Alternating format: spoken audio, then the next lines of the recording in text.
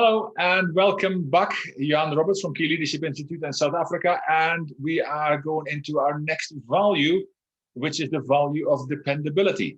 And as you know, all of these values are excerpts from the values-based leadership process, which is a powerful program. And you will, below all of these values, you will start to see more and more testimonials of people who are engaged in this and who are going through this and what it meant to them.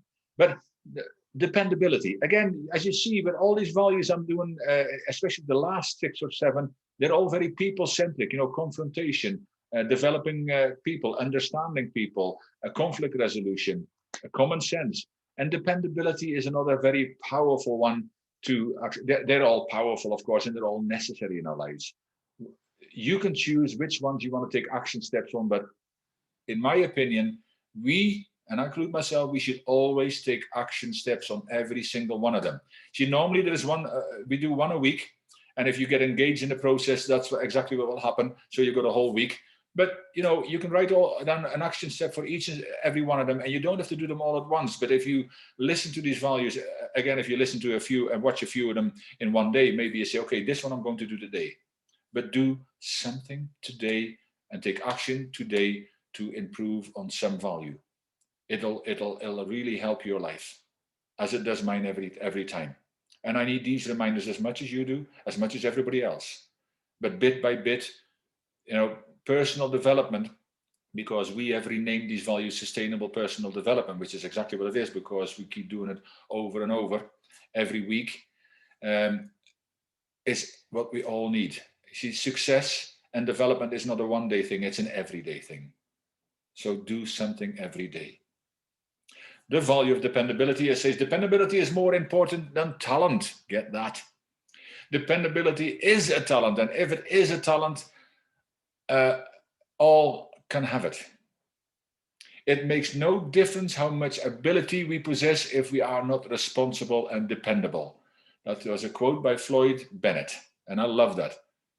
Because that is so very true. See, when we are dependable people, we consistently demonstrate our reliability to others in character, performance, and results. You know people you can't depend on. And I'm not just talking about one item, one time that they're late or one time they haven't done stuff, because we all know that stuff sometimes happens. Again, the right thing will be that if they're late, call ahead of schedule. I'm not talking about 1 or 2 minutes. I'm talking about half an hour late for some, or 15 minutes late. If you're late for some meetings, they won't even entertain you anymore, by the way. But if you see it coming, act responsibly early on. When you've got so much going on that you're late for a project, you're late for a schedule, you're late, connect with people. Say, hey, I know we said 10 o'clock, or I know I said I would have this finished by 10 o'clock, but this is what happened. I will do it as quickly as I can, but I will be a little bit late.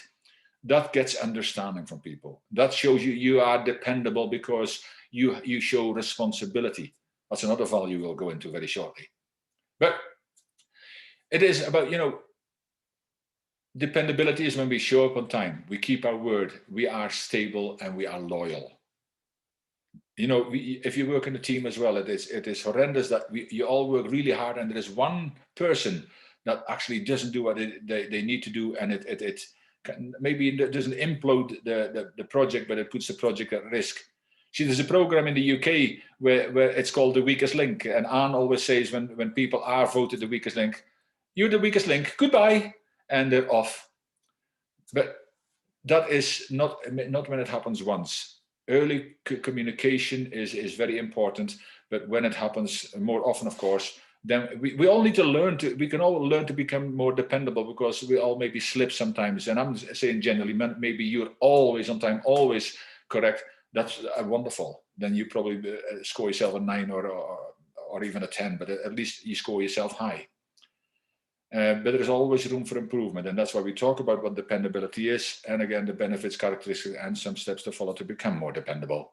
So dependability indicates that our behavior and performance are predictable. I say that in our, I'm a behavior analysis consultant as well, and I say, we are all different, but we are all predictably different. And dependability is part of that, of course. So sometimes when we have difficulty keeping commitments, it is because we fail to prioritize our obligations.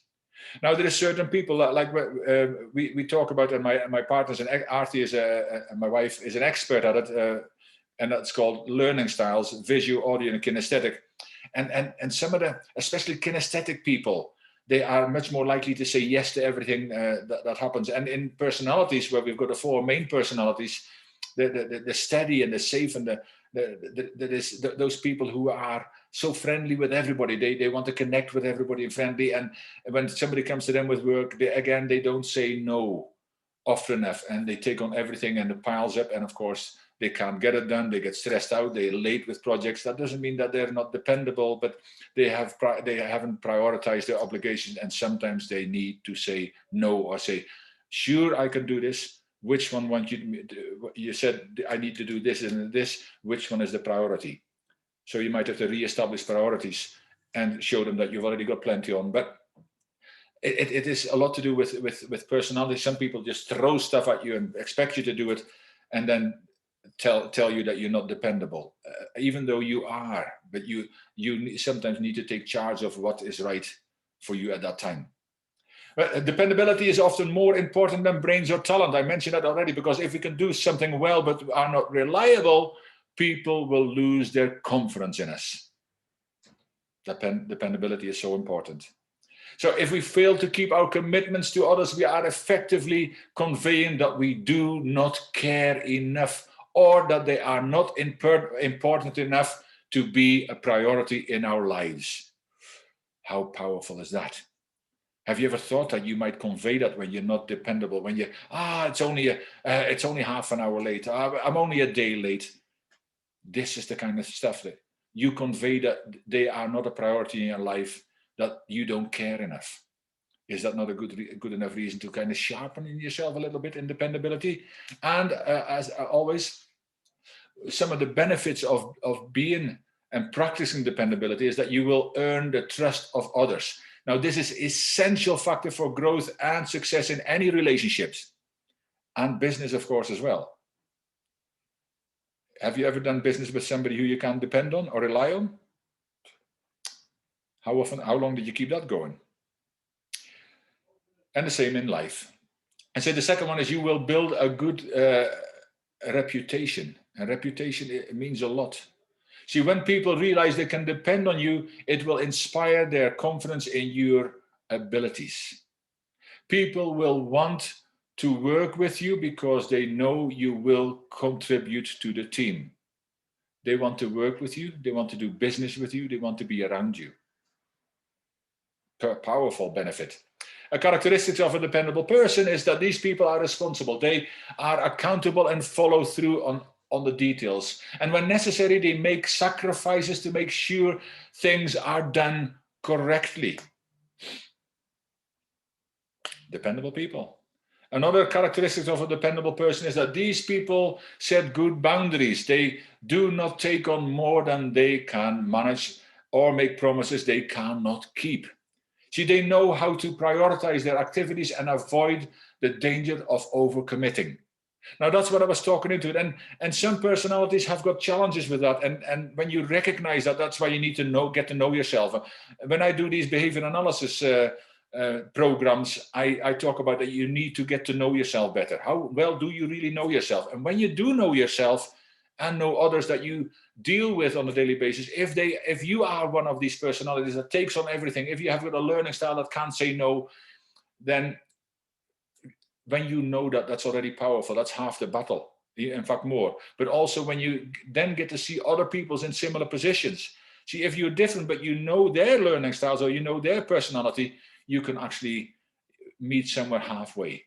See that we get on the same page, the same as on these values. When we get on the same page, that we understand the same thing about dependability, the same thing about integrity in business and in life, then we actually can deal with each other more effectively and more kindly and calmly. So 2 steps to follow, of course, to become more dependable. Keep your word is the very first one. It's as simple as that. Follow through and be accountable to your commitments. That's an easy step. That's easy to follow. An easy step to implement if sometimes you haven't done that. That doesn't mean that you can never do that, but start practicing this more and more now you become more aware of it. And this is all about awareness about these values. We don't teach values. I call it a reawakening of the awareness of all these values. And the second one is avoid overcommitment. We talked about this, carefully consider each opportunity and the time it will require before you accept it. Now, do not accept so many commitments that you are unable to give them each the attention they deserve. So don't do a shoddy job just because you need to get it done and you've overextended.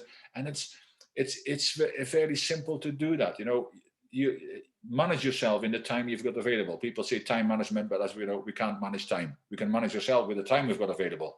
But both of these talk into how can you keep your word if you overcommit yourself. So these two steps are intertwined as well. And I've talked about this. So we need, if you are one of these persons who can't say no, learn to say no, but learn how to do it. No, I'm not doing this anymore. No, listen, you can say, I've got so much on my plate. If you give me something else to do, which one becomes the priority, because I cannot do all of it at once. I can only do one. And maybe I never realized. Some people just don't realize that they give you all this work. And then so they call upon you. You're the person everybody comes to, and you can't do it all, and you're late and you don't do stuff. Say, listen, I would love to help you, but I can't help you just now. You don't say no never, if that's a feeling, but sometimes the people who come to you might need to go to somebody else with the work or whatever, might delegate in different directions. There's a lot I can talk about here, but I hope you get some value out of this. And also my question again is, what action will you take today or tomorrow? Because it might be late for you when you listen to this now, to become more dependable. Not overextending? Are you going to keep your word more? Or is there something else you can practice that you've heard of? It doesn't all have to be the same, but there is a lot more to this. But I hope, again, that you got something out of this value as well. And I will see you in the next value. Take care.